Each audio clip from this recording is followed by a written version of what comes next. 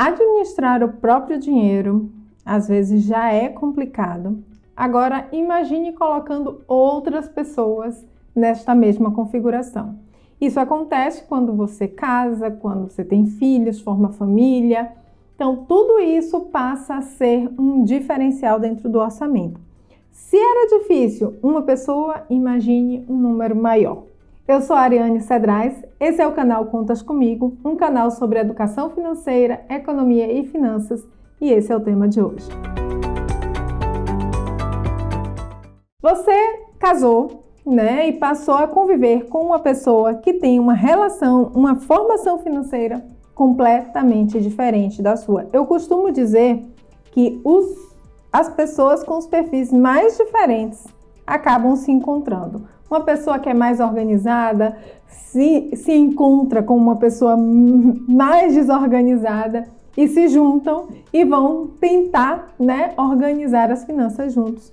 E isso muitas vezes gera confusão. As pessoas às vezes me perguntam muito assim, mas qual é a melhor maneira, Eu entregar as contas para outra pessoa que é mais organizada, deixar sempre na mão de uma pessoa, os dois organizarem juntos, ter uma única conta. Tudo isso vai depender muito de cada um, de como vocês conversam sobre isso, e essa conversa, ela tem que acontecer o tempo inteiro, tá? Conversar sobre dinheiro, muitas vezes, dentro de um relacionamento, acontece apenas de forma pontual e não deve ser de forma pontual, Não tem que ser, a gente vai planejar um casamento ou uma viagem, alguma coisa em conjunto, aí a gente senta e fala sobre dinheiro. Mas no dia a dia, é Zeca Pagodinho, deixando a vida levar. Não pode ser assim. Vocês têm que ter um plano, vocês precisam conversar sobre o dinheiro, entender um ao outro. Eu vejo muito dentro dos casais que eu atendo essa dificuldade de aceitar que o outro é diferente, tá? Como assim aceitar que o outro é diferente? Não é só uma questão da organização ou desorganização, mas a forma como aprendeu a lidar com o dinheiro, como essa relação foi constituída. Tudo isso é preciso entender, é preciso observar. Ok, você pode estar pensando aí, Ariane, isso é fácil para você porque você estuda isso, você trabalha com isso, você entende isso. Mas não quer dizer que eu saiba tudo e que tudo seja muito mais fácil. Ok, para mim falar sobre dinheiro é muito fácil, mas falar sobre outras coisas nem tanto. Cada um vai ter a sua facilidade e dificuldade de tratar determinados assuntos em uma relação. Então você precisa ver a forma como isso vai ser dito. Nunca fale sobre dinheiro quando os ânimos estão alterados, tá? Porque isso vai complicar. Porque a gente só resolve falar sobre alguma coisa quando aquilo está incomodando. E muito, Está incomodando muito. Não é simplesmente tá incomodando, vou deixar passar depois. Quando o calor da emoção ali chega no seu limite, é que vai falar e acaba falando isso de forma errada. Então é sempre bom manter a conversa diária sobre dinheiro de forma rotineira, de forma suave, sem trazer muito estresse para esse assunto. Você tem que estar ali bem centrado, digamos assim. Quando 2, 3 pessoas, quando é só o casal ou já tem filho, entra nessa organização financeira, é preciso levar em consideração alguns pontos importantes.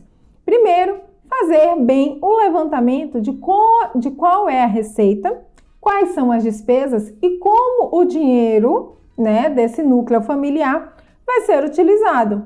Quais são as prioridades de cada um? Entenda que pessoas diferentes têm prioridades diferentes. Vou dar um exemplo. Para mim, porque eu aprendi assim, então dentro da minha família, da minha mãe, principalmente, a educação sempre foi uma coisa inegociável. Então, para minha mãe, todo o esforço era válido para que a gente tivesse uma boa educação, a gente estudasse sempre num bom colégio. Para outras pessoas que eu conheço, isso já não é mais tão importante, tá? Não é a prioridade investir muito em educação, principalmente no começo da vida, nos primeiros anos. Pode ser uma escola mais barata, pode ser uma escola pública. independente da condição financeira, porque vai aprender o que tem que ser aprendido e tá tudo certo, porque a prioridade é outra, é viajar, ter uma qualidade de vida melhor. Então, estabelecer as prioridades. Então, você vai conversar com a outra parte, prioridades quais são, né? Vamos estabelecer as prioridades. Tem gente que tem uma prioridade muito grande em reformar, né? Gosta de estar sempre reformando casa. Eu já atendi um casal assim. Uma parte gostava muito de reformas. Tá sempre querendo reformar e melhorar a casa, porque é muito caseira, gosta de ficar ali. A outra parte queria viajar, mas todo o dinheiro, quem administrava, priorizava as reformas. E isso gerava um conflito dentro da relação. Eles não conseguiam conversar bem sobre a vida financeira justamente por isso. Um não entendia o que era importante para o outro. E a partir do momento que eles começaram a entender, eles definiram, tá, um ano a gente reforma, um ano a gente viaja. Né? Porque todo dia a pessoa queria reformar a casa, sempre tinha alguma coisa, e a gente sabe que casa chega num determinado momento, sempre tem coisa para fazer, né? Então, ficou nessa. Então, revezar, entender, conversar. Não adianta só fazer birra, ficar chateado, porque não vai resolver. Então, tem que buscar ali. Então, estabelecendo as prioridades. Outra situação muito comum é a anulação individual. Normalmente isso acontece mais com uma parte do que a outra, ou às vezes as duas partes acabam se anulando. Eu recomendo sempre que se tenha objetivos individuais e objetivos em conjunto. Porque os objetivos individuais, eles não simplesmente deixam de existir porque você está vivendo um outro núcleo familiar, uma outra relação. Né? Você precisa ter essa realização, né, pessoal. É muito importante. Então, estabeleçam seus objetivos individuais, como isso é importante, como isso vai ser feito, tá? E os objetivos em conjunto. Precisa fazer essa coisa do um ano eu, um ano você? Não sei, vai depender. Às vezes dá para ir em conjunto, sempre os individuais, e o em conjunto dá para você fazer essa organização dentro das finanças para estabelecer ali o que vai ser importante. Então, já aconteceu um cliente, um casal também, que uma das partes queria fazer um intercâmbio para que isso fosse um passo para a mudança de carreira, tá? Não era assim, eu quero fazer um intercâmbio para me livrar. Não, eu quero fazer um intercâmbio para isso. Então, ela tinha isso muito bem definido, fazer o intercâmbio, fazer a transição de carreira.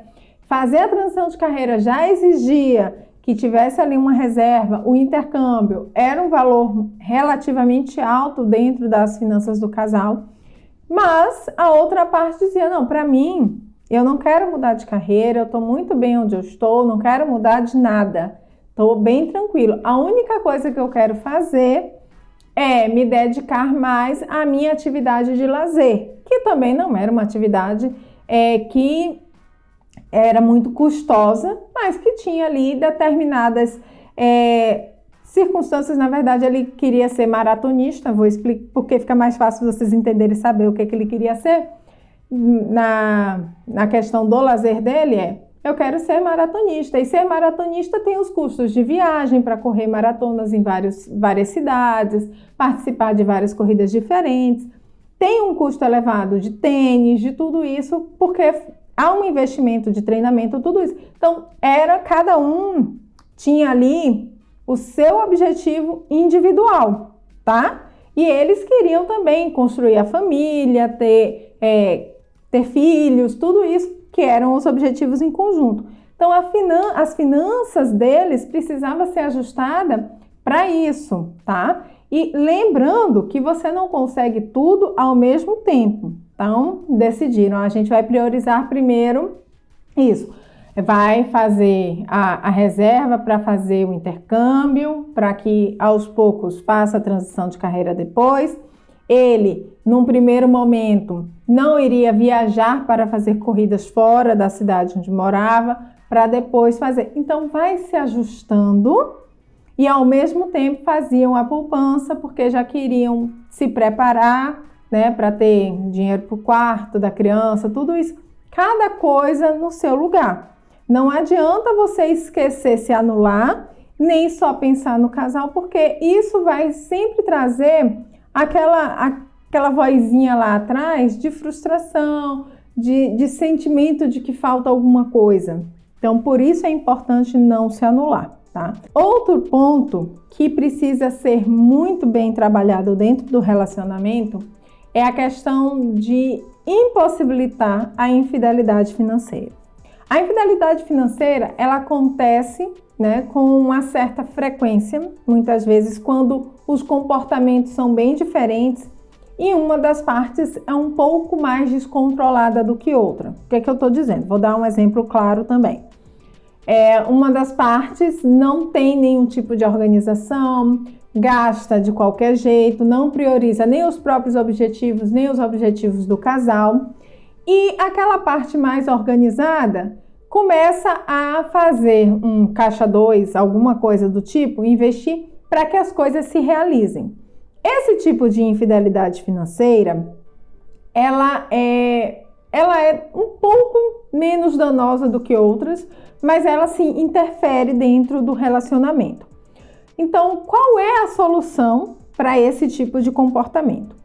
Primeiro, vocês vão conversar e a parte que não tem a organização, não tem autocontrole, não consegue administrar bem o dinheiro, não precisa ter acesso à conta que tem o dinheiro, né? Então, vai se dar nome ao dinheiro, vai se explicar, vai fazer toda a conscientização de organização, vai trazer essa pessoa para que esse objetivo seja realizado. Muitas vezes as pessoas se tornam mais desorganizadas, não conseguem lidar com o dinheiro, não apenas pela sua formação, mas pela falta de objetivos, pela falta de clareza do que quer da vida, pelo próprio ambiente em que vive, mais caótico, desorganizado. Muitas vezes é preciso procurar ajuda, né? Então, muitas vezes, esse tipo de pessoa mais desorganizada precisa ter ali alguma ajuda para melhorar o seu relacionamento com o dinheiro. Mas a outra parte não precisa necessariamente esconder que está fazendo um investimento, que está pensando numa reserva de emergência, que está trabalhando para os objetivos individuais e em conjunto do casal.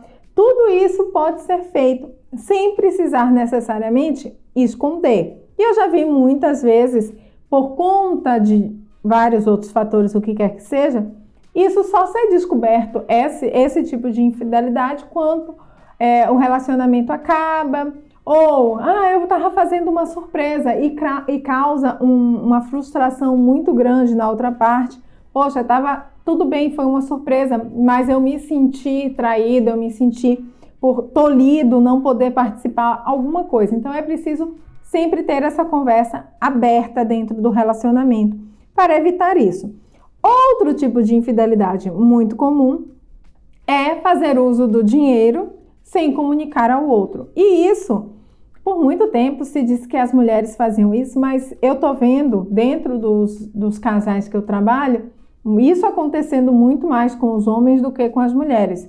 A questão da infidelidade por gastar além, tá? Do que foi o acordado, acaba gastando parte do salário que não deveria, com coisas que não deveria. Muitas vezes usa o investimento do casal para gastar com sabe lá Deus o que, para aí demora a repor, tenta esconder isso de alguma forma. Isso é extremamente danoso porque é uma infidelidade que as pessoas consideram muito mais grave do que a de guardar o dinheiro, porque apesar de haver a traição do guardar o dinheiro, de ser uma infidelidade financeira, você ainda tem aquela coisa de não, mas guardou, mas fez uma coisa por nós. Quando você gasta de forma individual, não, mas eu gastei e comprei coisa para as dois. Não é assim que funciona, tá? É preciso sempre conversar.